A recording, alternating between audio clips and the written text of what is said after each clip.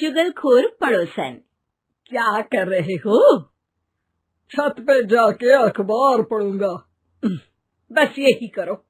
तुम्हें पता भी है कि बहू क्या गुल खिला रही है? उसने नया फेसबुक अकाउंट बना लिया है। रोज 10 फोटो डालती है। हमारे परिवार की तो नाक कटवा देगी ये। और तुमको ये बात कैसे पता चली? अरे पड़ोसन ने बताया। उसकी बहू भी फेसबुक पर है ना, तो उसको पता चल गया। हाँ हाँ, जैसे तुम तो बहुत भोली हो। पड़ोसन रोज सास को उसकी बहू के नाम पर भड़काती थी। आज तो आपकी बहू कह रही थी मुझसे आके कि आप दिन भर खाती रहती है, खा खा के घटोत्कच हो गई है। क्या? उसने मुझे घटोत्कच बोला?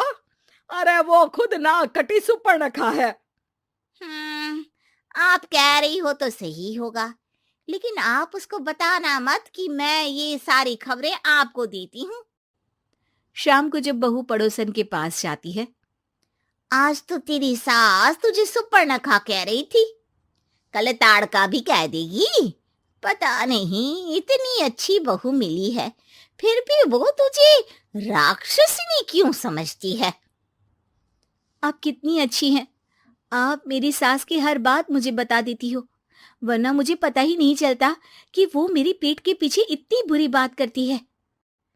चालाक पड़ोसन रोज ही दोनों सास बहू के सामने उन दोनों की ही बुराई करती और चुगली करके बातें बता देती, ताकि दोनों में हमेशा लड़ाई होती रहे।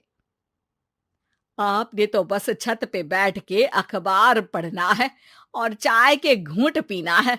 बहू की वजह से मुझे तो जहर के घूंट पीने पड़ रहे हैं। कल वो मुझे मोटी घटोत्कच बोल रही थी। तो तुम भी तो उसको नाक कटी सुपर्णखा बोल देती ना। हाँ हाँ, वही बोल दिया मैंने उसे। आप मुझे कितना समझते हो। बहुत अच्छे से। अब मुझे वो ये बात पड़ोसन ने बताई ना, वही तो है आपकी शुभ चिंतक।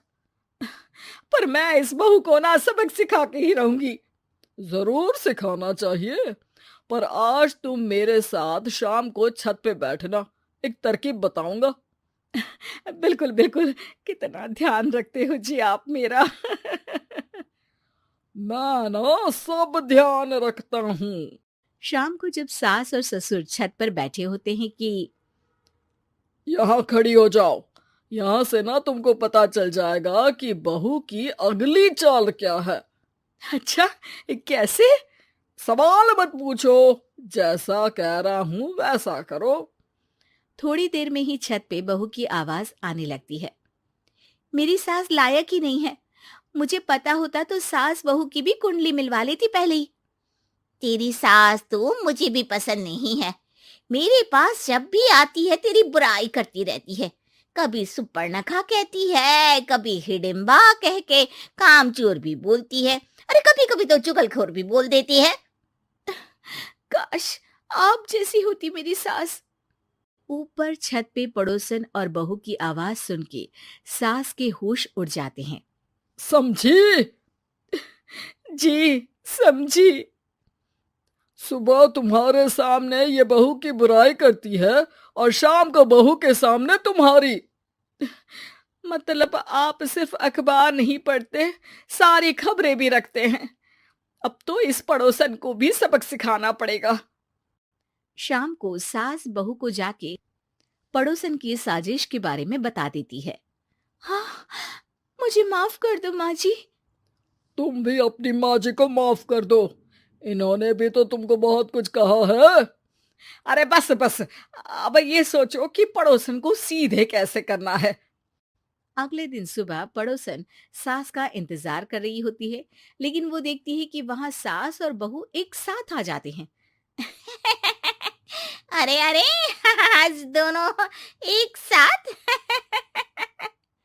हाँ, सोचा कि बहू की पीठ पीछे बुराई करने से क्या फायदा, मुंह पे ही बोलती हूँ मैं। हाँ, मैंने भी सोचा आपको 2 बार मेहनत करनी पड़ती है, एक ही बार में काम खत्म कर लोगी। हैं? वो मैं आप लोगों को कैसे पता चला? क्योंकि ऊपर वाला सब देख रहा है। पड़ोसन ऊपर देखती है, वहां ससुर खड़े होकर हंस रहे होते हैं। अ, मतलब आप हमारी बातें सुन लेते थे? हाँ, सुन लेता था और मजे भी लेता था। आपको तो शकुनी होना चाहिए।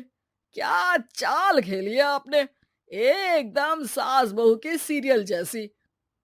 तो बताओ पड़ोसन जी, मेरी बहू ने आपसे अब मेरे बारे में क्या बोला? यही बोला कि सास बहुत अच्छी है, बहुत ध्यान रखती है। अच्छा, और सास ने मेरी क्या बुराई की? नहीं ना की बुराई, हमेशा तारीफ करती है। भगवान सबको ऐसी सास दे। मेरी गलती है जो मैंने आप लोगों में आग लगाने की कोशिश की। पर छत पे लगा हुआ सीसीटीवी, यानी कि शर्मा जी सब देख रहे थे। हाँ जी, मुझे माफ कर दीजिए। माफ क्या, आपको तो अब हम साफ ही कर देंगे अपने वालों की लिस्ट से। आज से आपकी और हमारी बात बंद, लेकिन बुराई जारी रहेगी। अब आपकी हरकत के बारे में पूरे मोहल्ले को बताना तो पड़ेगा ना आंटी जी?